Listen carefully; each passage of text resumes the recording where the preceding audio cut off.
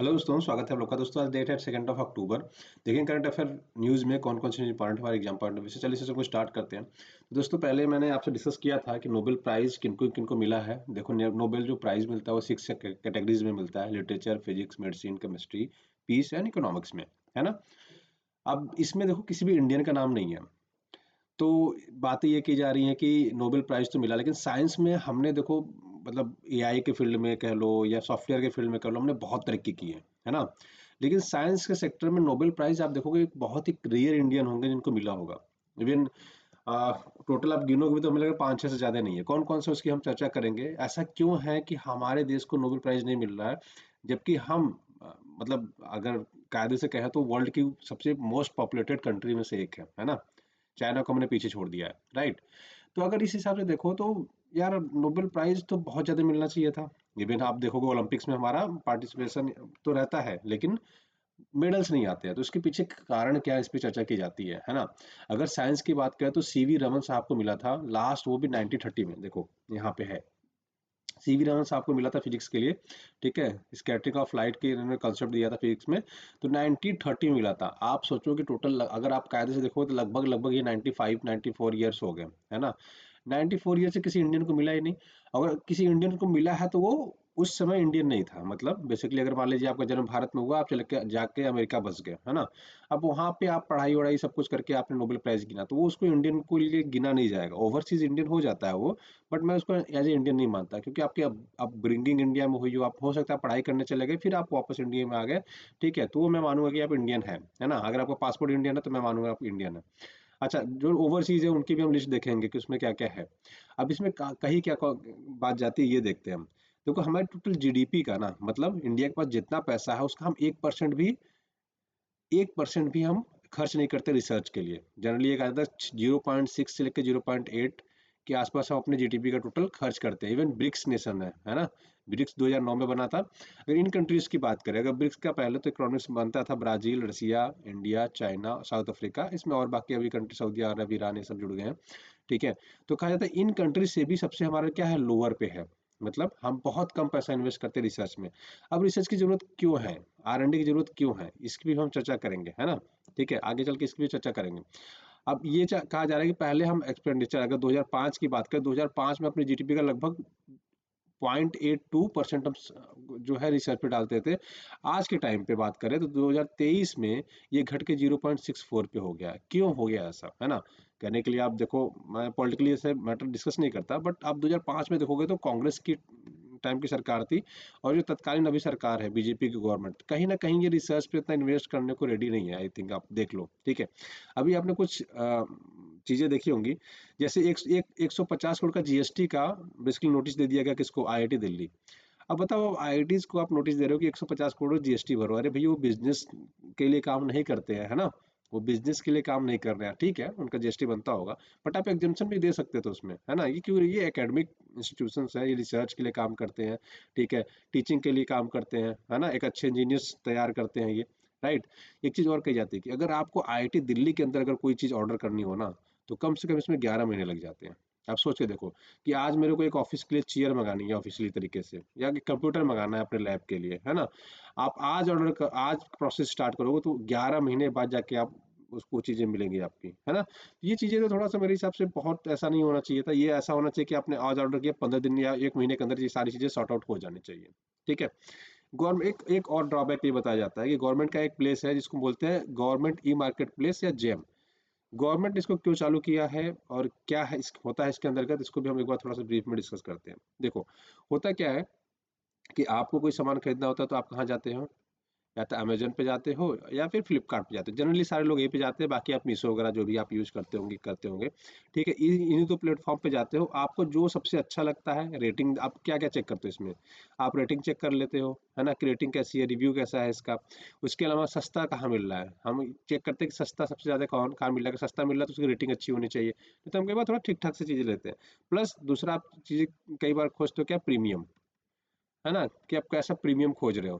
तो ये basically factor हम चेक करते हैं। लेकिन जेम पे क्या है, जेम पे जो आपको प्रोडक्ट चाहिए आपने उस पर डाल दिया, आप देखोगे कि सबसे कम कोट किसका है, उसके हिसाब से हम खरीद लेंगे। अब गवर्नमेंट की जो यहाँ पे सोच थी ना जेम चालू करने, गवर्नमेंट ई मार्केट प्लेस चालू करने का, उसका पर्पस क्या था मैं आपको समझाता हूँ। ठीक है, अब सपोज करो, एक एग्जांपल लेते हैं, मान लेते हैं हम बात कर लेते हैं आईआईटी कानपुर का, है ना। आईआईटी की बात हो रही तो आईआईटी कानपुर का बात करते हैं। अब आईआईटी कानपुर में मान लेते हैं कि आपको एक कंप्यूटर की ज़रूरत है या प्रिंटर की ज़रूरत है ना। कंप्यूटर की मान लेते हैं, एक कंप्यूटर की ज़रूरत है और उसकी कॉस्ट लगभग जो फिग कॉन्फ़िगरेशन आपने दिया, मान लीजिए 12 जीबी रैम दे दिया, 1 टीबी हार्ड ड्राइव हो गया, एचडीडी या एसडीडी दे दिया, ठीक है। एचडीडी मान लीजिए 1 टीबी का दे दिया, 12 जीबी का दे दिया। अब ये लगभग मार्केट में 1,12,000 का मान लो आ रहा है, किसका, एचपी का, है ना। हमने एचपी का देखा, सबसे बेस्ट लग रहा था। लेकिन जेएम पे, गवर्नमेंट ई मार्केट प्लेस में कोई लोकल कंपनी थी, उसने सेम कॉन्फ़िगरेशन की चीज़ 90,000 में दे रखी है, ठीक है। कोई लोकल कंपनी है ना, कोई लोकल कंपनी ठीक है। अब गवर्नमेंट, अब जो जो प्रोफेसर ये खरीद रहा है ना, जो प्रोफेसर इसने ऑर्डर करना चाह रहा है, उसको पता है कि इनकी सर्विसेज अच्छी है, खराब होगा तो जल्दी बन जाएगा। दूसरा, इनकी प्रोडक्ट की रिलायबिलिटी बहुत ज़्यादा है। बट ये लोकल वाले का पता नहीं कि कैसा देगा कैसा नहीं देगा। लेकिन ये जेम पे क्या है, रजिस्टर्ड है, ये भी रजिस्टर्ड है, मान लो ये भी जेम पे रजिस्टर्ड था। अब इनको जानबूझ के यही वाला खरीदना पड़ेगा, कौन सा वाला, 90,000 वाला खरीदना पड़ेगा, है ना। क्यों, क्योंकि सस्ता दे रहा है और सेम कॉन्फ़िगरेशन जो हमें चाहिए था ये मिल रहा था। अब इससे क्या होगा, अगर लोकल से मान लीजिए मैंने खरीद लिया, मान लीजिए लिस्टेड नहीं था तब भी मैं इससे खरीदता, लेकिन अगर वैसे मुझे खरीदना था तो मैं शायद ये खरीदता ना। बट गवर्नमेंट ने क्या सोचा कि ऐसे चोरी रोकी जा सकती है। जैसे कि एक कहा, एक आपको एक स्टोरी और मैं सुनाता हूँ यहाँ पे, देखो। सपोज करो आपको कॉलेज के हॉस्टल के लिए कर्टेन ऑर्डर करना था। कर्टेन समझते हैं, पर्दा, है ना। आपको पर्दे ऑर्डर करने थे।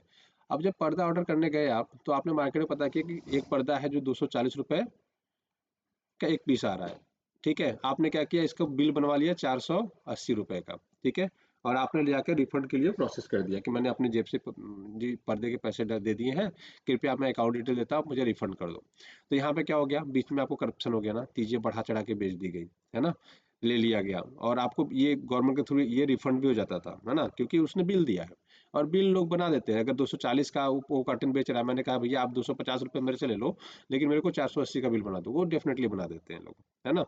बहुत एकाध दुक्के होंगे जो नहीं बनाएंगे, नहीं तो नहीं बना देते हैं। अब यहाँ पे क्या हुआ, करप्शन स्टार्ट हो गया ना, तो बहुत सारी चीजें क्या होंगी, क्वालिटी से कंप्रोमाइज हो जाती है और प्राइजेस बहुत ज्यादा हो जाते हैं, ठीक है। तो गवर्नमेंट ने इसलिए ये जेम पोर्टल चालू किया कि गवर्नमेंट ऑफिस की जो भी चीजें खरीदनी होगी, सारी की सारी अगर यहाँ पे अवेलेबल है तो पहले यहाँ से खरीदी जाएंगी, अगर यहाँ अवेलेबल नहीं है तब भी जाके बाहर से खरीदी जाएंगी, ठीक है। ये बेसिकली क्या, इसका देखो टैगलाइन है, एफिशिएंट, ट्रांसपेरेंट, इंक्लूसिव, बेसिकली ये पर्पज है, ठीक है। बट इसमें भी कहीं ना कहीं ड्रॉबैक है।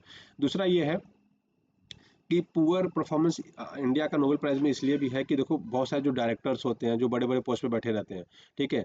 वो क्या करते हैं, वो बेसिकली दोस्तों, जो सरकार जो चलती रहती है, जो प्रेजेंट गवर्नमेंट रहती है ना, उसके साथ मेल जुल करके काम करते हैं। मतलब अगर उन्होंने कहा यार रिसर्च क्यों कर रहे, छोड़ो यार, जल्द चलने दो। अब वो लोग उतना लोड नहीं लेते हैं, क्यों, क्योंकि उनको पता है कि अगर मुझे एक पद्मश्री मिल गया या भारत रत्न मिल गया, कुछ ऐसा मिल गया, तो मेरी भी लाइफ रिटायरमेंट के बाद अच्छी हो जाएगी, है ना। इस लालच में डायरेक्टर्स या कोई भी डीन वगैरह रहते हैं, वो लोग ऐसा करते हैं, है ना। कई बार ऐसा हो जाता है। इसके अलावा एक चीज़ और है, देखो, इसमें करप्शन के चांसेस ना, मतलब करप्शन करने की जो प्रोबेबिलिटी होती है कम हो जाती है। क्यों, देखो, एक जो नेता होता है जनरली उसको क्या चाहिए, पैसा। और पैसा कहाँ जाएगा, किसी कॉन्ट्रैक्ट में आएगा, बिल्डिंग में जाएगा, रोड में जाएगा, इसमें हम लोग पैसा कमा लेते हैं, करप्शन कर सकते हैं। लेकिन रिसर्च में, R&D में वो कहाँ पैसा, मतलब कितना वो करप्शन कर पाएंगे, है ना। तो उनकी प्रोबेबिलिटी बहुत कम हो जाती है वहाँ पे। तो इसलिए एक रीजन है कि यहाँ पे नहीं दिया जाता। अब बात करते हैं, देखो अभी तक इंडिया में कितने लोग को नोबेल प्राइज मिला है, तो आप पाएंगे कि देखो 5 लोग को नोबेल प्राइज मिला है, वो भी अलग अलग सेक्टर्स में, है ना। और इसमें तो आप 2 पीस का मिलेगा आपको, चंदन कैलाश सत्यार्थी का नाम आपने जरूर सुना होगा, है ना। देखो, अब इसमें पीस के लिए देखो 2 मिला है ना। अगर नहीं दिख रहा तो मैं, रुको एक सेकंड, मैं बड़ स्लाइड बड़ी कर देता हूँ। अब ठीक है, देखो, अब देखो यहाँ पे पहला मिला था रविंद्रनाथ टैगोर को 1913 में, है ना, ठीक है, 1913 में मिला था। उसके बाद सीवी रमन साहब, ये फिजिक्स का एक लौता है जिसमें इनको मिला था, ठीक है। इसके बाद मदर टेरेसा को पीस के लिए मिला था, और सर कैलाश सत्यार्थी को पीस के लिए मिला था। अमर्त्य सेन को मिला था इकोनॉमिक्स के लिए, ठीक है। तो बेसिकली आप देखो कायदे के दो दो नोबेल प्राइज मिले हैं ना, कायदे के इन द सेंस कि जिसमें जिस सेक्टर में उन्होंने कुछ काम किया है, काम इन द सेंस, देखो इनको भी मिला है तो कुछ ना कुछ काम ही किया होगा। बट जैसे कहीं ना कहीं वो साइंस, इकोनॉमिक्स, ये सब मतलब डेवलपमेंट से रिलेटेड चीजें हैं, उसकी मैं बात कर रहा हूँ आपसे, ठीक है। तो आप पाएंगे सीवी रमन साहब और अमर्त्य सेन, 2 लोग को मिला है इकोनॉमिक्स में, फिजिक्स में। आप बताओ 150 करोड़ की जनसंख्या हमारी होने वाली है, हम क्या इसमें मतलब ऐसे 10 लोग भी प्रोड्यूस नहीं कर सकते जो नोबेल प्राइज के लिए एटलीस्ट फाइट कर सकें या कुछ ऐसा काम कर सकें जो देश के लिए कुछ बड़ा हो, है ना। अब वो लोग जो पहले कभी ना कभी या इनके फैमिली या कोई ना कोई इंडियन थे, लेकिन अब वो इंडियन नहीं है। इसमें देखो 4 लोग आ जाते हैं, है ना। अभिजीत बनर्जी का नाम सुना होगा, इनको इकोनॉमिक्स के लिए मिला था, लेकिन ये यूएस सिटीजन है। ठीक है, तो ये याद रखिएगा, बॉर्न हुए थे मुंबई में लेकिन अभी यूएस सिटीजन है। फिर ऐसे ही इनका वेंकटेश रामाकृष्णन का बात करें तो इनको 2009 में मिला था केमिस्ट्री के लिए, लेकिन ये भी मतलब यूके में रहे थे कुछ दिन, फिर उसके बाद शायद यूनाइटेड स्टेट में रहते, फिर यूके वगैरह शायद मूव कर गए थे ये। ठीक है, ऐसे ही एस चंद्रशेखर को मिला था फिजिक्स के लिए 1983 में। ठीक है, इनका पंजाब में जन्म हुआ था, फिर ये सेटल हो गए थे कहाँ, यूएसए में सेटल हो गए थे। हरगोविंद खुराना, इनका भी मतलब ये तो 1968 में बेसिकली इनको मिला था। जब ये पैदा हुए थे तो उसमें ब्रिटिश इंडिया का राज था, मतलब पंजाब जो आज इंडिया का पार्ट था उस समय हुआ था, लेकिन ये बाद में यूएसए में सेटल हो गए थे। ये जो 4 लोग हैं ये तो फॉरेन चले गए, है ना, बाहर चले गए। बट कायदे से देखोगे इंडिया में टोटल आज तक कितने लोग को मिल पाया है, बस 5 लोग को। आप सोचो 150 करोड़ की जनसंख्या, है ना। ठीक है, ऑलमोस्ट लगभग 20% हम पूरे वर्ल्ड का पॉपुलेशन रखते हैं, फिर भी हमारे पास गिने चुने मिडल्स हैं। तो इस पे बात की जाती है कि इसको थोड़ा इंप्रूव करने की जरूरत है। ठीक है, चलिए आगे बढ़ते हैं। अब बात करेंगे मिनिमम सपोर्ट प्राइस, एमएसपी का प्राइस बढ़ा दिया गया है। ठीक है, देखो 6 रबी क्रॉप्स को बढ़ाया गया। रबी क्रॉप्स में कौन कौन से आते हैं ये थोड़ा सा याद रखिए, कई बार रबी और खरीफ के अंतर पूछ लेता है। ठीक है, तो रबी क्रॉप्स में क्या आता है, जैसे बीट, गेहूं, बार्ली, ग्राम, लेंटिन। ठीक है, ये सारे आते हैं, मस्टर्ड आ जाते हैं। इनकी प्राइजेस बढ़ा दी गई हैं। तो पहले एमएसपी कितना था, 2275 था जैसे बीट के लिए, तो इन्होंने अब कितना कर दिया है, 2425 रुपए। मतलब मिनिमम सपोर्ट प्राइस क्या होता है कि अगर कोई आपकी सपोज करो फसल नहीं खरीदता है ना, गेहूं मान लो, बीट को गेहूं बोलते हैं। अगर मान लो आपका गेहूं कोई नहीं खरीदता है, तो गवर्नमेंट मिनिमम कितने रुपए पे खरीद लेगी, 2425 रुपए पे खरीद लेगी। कितना बढ़ाया गया है, 150 रुपए इसका। ठीक है, ऐसे ही बार्ले का बढ़ाया गया है, ग्राम का बढ़ाया गया है, मसूर का बढ़ाया गया है, मस्टर्ड का बढ़ाया गया है। ठीक है, तो इसमें कई चीज में 300 275 ऐसे ऐसे बढ़ाया गया है। तो ये थोड़ा सा बेसिकली याद रखिएगा, बीट का याद रखिएगा, आपका मस्टर्ड का याद रखिएगा 5950, ये थोड़े से इंपॉर्टेंट हो जाते हैं। ठीक है, तो ये है तो वैसे आपको छः पता होना चाहिए, बट मैंने ऐसे बता दिया कि ये वाला एक पॉइंट इंपॉर्टेंट हो जाएगा आपका, एक ये वाला इंपॉर्टेंट ज़्यादा रहता है, पूछने के चांसेस में रहते हैं, और खासतौर पर ये स्टेट पीएससी वगैरह में ज़्यादा पूछे जाते हैं। ठीक है, चलिए आगे बढ़ते हैं। भारत के राष्ट्रपति मलावी और मॉरिटानिया की यात्रा कर रहे हैं दोस्तों। ठीक है, तो देखो आप अगर कभी भी ऐसा न्यूज़ सुनो ना कि कोई पीएम, हमारे देश के प्रधानमंत्री, राष्ट्रपति या कोई मिनिस्टर, ठीक है, पीएम जा रहे हैं या प्रेसिडेंट जा रहे हैं या तो किसी स्टेट का सीएम भी जा रहा है, बाहर की मैं बात कर रहा हूँ, मतलब इंडिया से बाहर जा रहा है। ठीक है, सीएम जा रहा है या तो कोई मिनिस्टर बाहर गया हुआ है ना। ये अगर इनमें से कोई भी जा रहा है बाहर, इसके अलावा डिप्टी बेसिकली चेयरमैन हो जाता है, राज्यसभा के चेयरमैन, लोकसभा स्पीकर, है ना। अगर ये लोग कहीं भी जा रहे हैं, अगर विदेश में किसी भी देश में जा रहे हैं, तो आपको क्या क्या उस देश का देखना है। पहली बात तो पॉलिटिकली मैप वो कहाँ पे है, मतलब कौन सी कंट्री में, कौन से कॉन्टिनेंट में जा रहे हैं। जैसे अफ्रीका की बात करते हैं ना, देखो अफ्रीका एक कॉन्टिनेंट है, इसमें बहुत सारे देश हैं। और जो साउथ अफ्रीका आप नाम सुनते हो ना, ये यहाँ पे है, ये है साउथ अफ्रीका, ये वाला इनका पूरा ये बॉर्डर लगाता है साउथ अफ्रीका का। ठीक है, तो अफ्रीका एक बहुत बड़ा भूभाग है, इसको हम पूरे को मिला के हम बोलते हैं अफ्रीका। ठीक है, और इसमें बहुत सारी कंट्रीज आती है, उसमें से एक कंट्री है मलावी। ये यहाँ पे गई है हमारे देश की राष्ट्रपति। ठीक है, तो ये अब इसका बॉर्डर किससे किससे लगता है हम ये देखेंगे। देखो अगर किसी भी देश में कोई जाता है तो उसको 3 4 चीजें ध्यान रखना। पहली बात, उसमें कोई बड़ा लेक तो नहीं है ना, कोई माउंटेन बड़ा तो नहीं है। उसके अलावा उसके बॉर्डर कंट्रीज कौन कौन सी है, उसकी करेंसी क्या है, बेसिकली थोड़ी छोटी चीजें याद रखना है आपको, जो हर एग्जाम में आपको काम देंगी, यूपीएससी से लेके आपको इस वन डे जो एग्जाम होते हैं उसमें भी आपको बेनिफिट कर जाएगा। ठीक है, तो मलावी की बात करें तो मलावी दोस्तों 3 देशों से घिरा हुआ है। कौन कौन से उसके देश हैं, देखो इधर देखो तो आपको जाम्बिया से घिरा हुआ है। ठीक है, इधर तंजानिया से, और तीसरा एक है आपका ये मोजाम्बिक से। ठीक है, जिम्बाब्वे से बॉर्डर नहीं लगता है, बस ये तीनों से लगता है, मोजाम्बिक, तंजानिया और जाम्बिया से। और यहाँ पे लेक पाई जाती है, 3 लेक बेसिकली होती है। एक लेक मलावी है जो बहुत सबसे बड़ा है, तो मलावी नाम में आ जाएगा तो ये पूछे के चांस, इसके पूछने के चांसेस बहुत कम हो जाते हैं।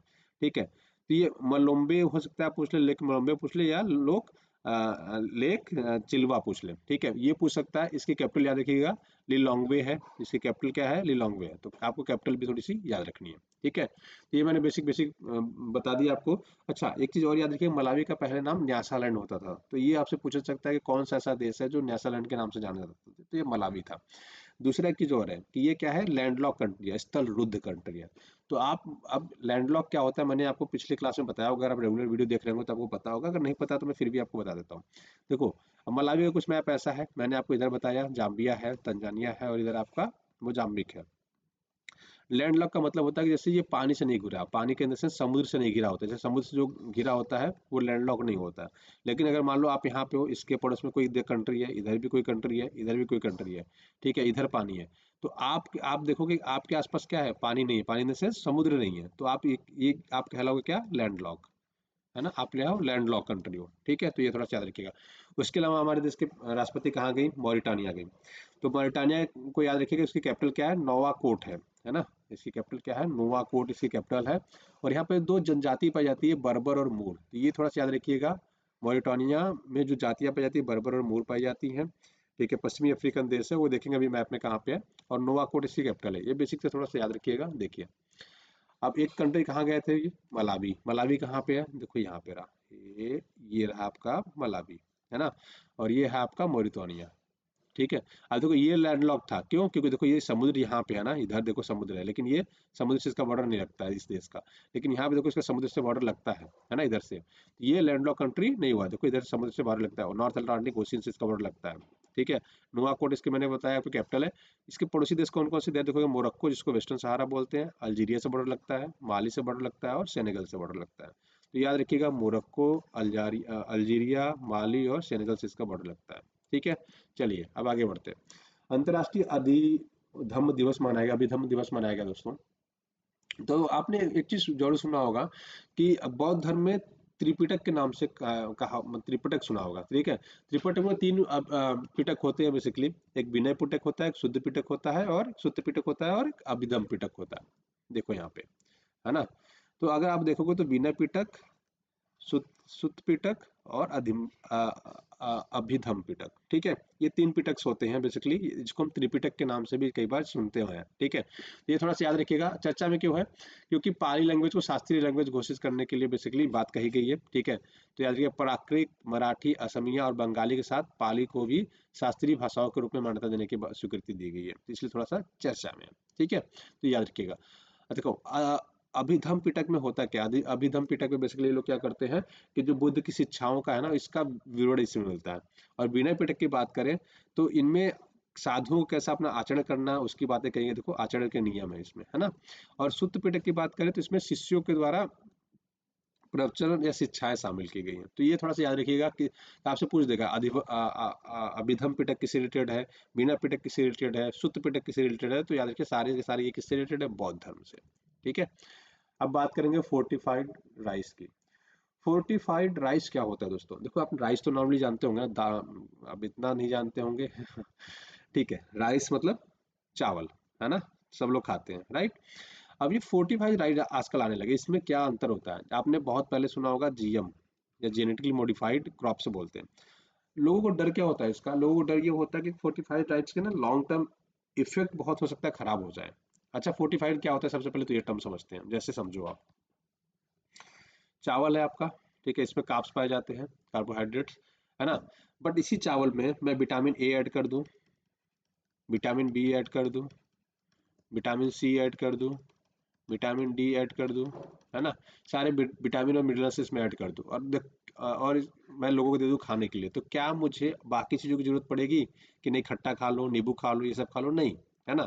आप सोच के देखो कि मैं आपको एक ऐसी चीज़ दे दूं जो आप रेगुलर खाते हो, रेगुलर खाने के जैसे रोटी और चावल सब्जी खाते हैं हम डेली ही ना, तो या तो मैं रोट मतलब गेहूं में मिला के दे दूं, आटे में वो मिक्स हो जाए, या फिर चावलों में हो जाए मिक्स।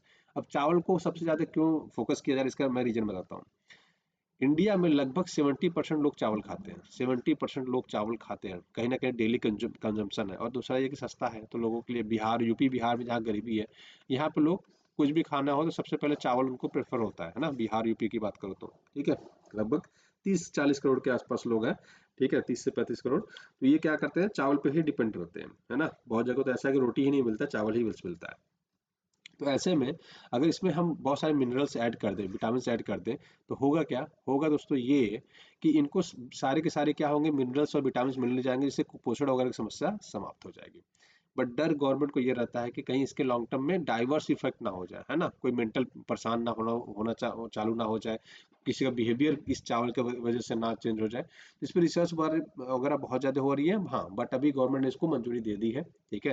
तो और महाराष्ट्र, आई थिंक महाराष्ट्र और झारखंड में तो ऑलरेडी चालू हो चुका है, ठीक है, तो याद रखिएगा। और जिनको पता नहीं कि राइस क्या होता है, राइस कुछ ऐसा दिखता है जब शुरू शुरू में उसकी फली जब बड़ी हो जाती है तो, ठीक है। तो प्रोसेस क्या होता है मैं आपको ये भी थोड़ा एक बार समझा देता हूँ, ठीक है ना, कि चावल की खेती की कैसे जाती है। देखो चावल के जो बीज मैंने दिखाया ना, ये वाले, ये जब सूख जाते हैं तो येलो येलो हो जाते हैं, तो इसको क्या होता है कि ये खेत में, है ना, ऐसे जमीन होती है, पूरा उसको, मतलब खेत को जोतना बोलते हैं इसको, है ना, पूरा खन के प्लेन करके फिर इसमें पानी भर के इसके बीज को छींट दिए जाते हैं, ये ऐसे ऐसे ऐसे, फिर ये धीरे धीरे बड़े होते हैं, ग्रो होते हैं, छोटे छोटे छोटे छोटे, जैसे ये है ना ऐसे। जब ये थोड़े छोटे रहते हैं तो उसको उखाड़ कर फिर ऐसे ये लगा दिए जाते हैं, ऐसे ऐसे ये लोग रोपना इसको जिसको बोलते हैं ना, ऐसे लगा दी जाती है। फिर ये धीरे धीरे धीरे बड़े होके कुछ ऐसे हो जाते हैं, मतलब फली लगती है, फली लग के फिर यलिस होंगे, यलिस के बाद इसको काट के फिर इसको अलग कर लिया जाता है ना। अलग करने के बाद फिर वो इसके छिलके को मशीन के थ्रू निकाल दिया जाता है, फिर इसके नीचे अंदर से क्या निकलता है, चावल निकलता है। ये बेसिकली पूरा प्रोसेस होता है, ठीक है। WHO ने दोस्तों एमपॉक्स डायग्नोस्टिक टेस्ट को मंजूरी दे दी है। एमपॉक्स क्या होता है ये थोड़ा सा आपको पता होना चाहिए, ठीक है, एज ए जनरल नॉलेज भी इंपॉर्टेंट है, आपको एग्जाम पढ़ने से भी इंपॉर्टेंट है। एमपॉक्स क्या होता है, जिसको हम मंकी पॉक्स के नाम से पहले जानते थे। मंकी मंकी पॉक्स क्यों कहते हैं, क्योंकि दोस्तों डेनमार्क में पहली बार मिला था किसके अंतर्गत, बंदरों के अंदर मिला था, ठीक है। मनुष्य में इसका पहला केस आया था आपका DRC में, ठीक है, रिपब्लिक ऑफ कॉन्गो में, है ना, तो ये थोड़ा सा याद रखिएगा, ठीक है। कि मनुष्यों में सबसे पहला केस कहाँ पे आया, तो याद रखिए अफ्रीका में आया था, वो भी DRC में, कॉन्गो में, है ना, तो ये याद रखेंगे। पहला केस कहाँ आया था, तो डेनमार्क में आया था, तो ये थोड़ा सा याद रखिएगा। पहला केस जो दिखाया गया था 1958 में बंदरों में पाया गया था, ठीक है। अब इस मंकी पॉक्स में होता क्या है ये समझ लो थोड़ा सा। मंकी पॉक्स में क्या होता है दोस्तों, कि मंकी पॉक्स में मतलब स्किन पे ना छोटे छोटे दाने निकलने लगते हैं, फिर वो बड़ा होने लगता है, बड़े होके घाव हो जाते हैं उसमें, है ना। तो ये बेसिकली मंकी पॉक्स होगा। आपने बहुत सारी इमेज देखा, मैंने इमेज ऐसे नहीं डाल, मतलब लगाया कि थोड़ा सा अजीब लगता है ना, ठीक है। सुप्रीम कोर्ट ने अनवील किया दोस्तों न्यू जस्टिस स्टैचू। आपने पहले देखा होगा ना, कानून अंधा है हम लोग बोलते थे, क्यों, क्योंकि कानून के मतलब उस पे आंखों पे पट्टी बानी होती थी। तो कानून अंधा इसका मतलब नहीं था, इसका मतलब ये था कि कानून जब दो लोगों का केस देखेगा तो वो ये नहीं देखेगा कि कौन मेरा जानने वाला है, कौन मेरा रिलेटिव है, वो फैक्ट्स पे चेक करेगा। इसका मतलब पहले पहले पर्पज ये होता था। और ये स्वॉर्ड होता था, मतलब देखो ये तलवार होती थी। अब क्या कर दिया गया है, इसकी जगह अब लगा दिया गया, क्या इनके हाथ में कॉन्स्टिट्यूशन पहना दिया गया है। पट्टी जो लगी थी पहले, अब ये खोल दी गई है। तो अब ये है कि हम देख के देंगे डिसीजन और संविधान को ध्यान में रख के देंगे डिसीजन, ठीक है। तो ये थोड़ा सा आप याद रखिएगा कि पहले क्या था, चेंजेस क्या हुए। तराजू वही है, तराजू में बराबर तोलने की बात ही है, ठीक है। ये थोड़ा सा याद रखिएगा। थोड़ा सा पूछा जा सकता है कहीं ना कहीं वनडे एग्जाम में, तो खासतौर पर पूछा जाता है, PCS वगैरह में आपसे पूछा जा सकता है, ठीक है। तो चलिए दोस्तों, आज की वीडियो में बस इतने ही रखते हैं। अगर आपको कोई सजेशन हो कि सर वीडियो में ये भी चीज़ ऐड करिए, अगर आपका सजेशन अच्छा हुआ तो डेफिनेटली हम लोग ऐड करेंगे, ठीक है। तो अगर आपको लगता है कुछ भी इंप्रूवमेंट की जा सकती है, या फिर लगता है कि सर कुछ और चीज़ें ऐड करिए, तो जो भी टॉपिक आपके दिमाग में चल रहा हो तो प्लीज़ आप कमेंट करके बताइए, ठीक है। उसको हम डेफिनेटली ऐड करेंगे और कोशिश करेंगे कि आप तक वो पहुँच जाए, ठीक है। तो दोस्तों आज की वीडियो बस इतने रखते हैं। वीडियो देखने के लिए बहुत बहुत धन्यवाद, आपका दिन शुभ हो। Thank you so much, have a great day. अगर वीडियो अच्छा लगा तो चैनल को सब्सक्राइब जरूर करिएगा, ठीक है। और आप इस नंबर पर मुझे कॉन्टैक्ट भी कर सकते हैं अगर कुछ भी आपको जानना है UPSC के बारे में या किसी भी एग्जाम के बारे में। डेफिनेटली आप हमें व्हाट्सएप मैसेज कर सकते हैं या फिर कॉल कर सकते हैं, ठीक है। तो आज की वीडियो बस इतने रखते हैं। Thank you.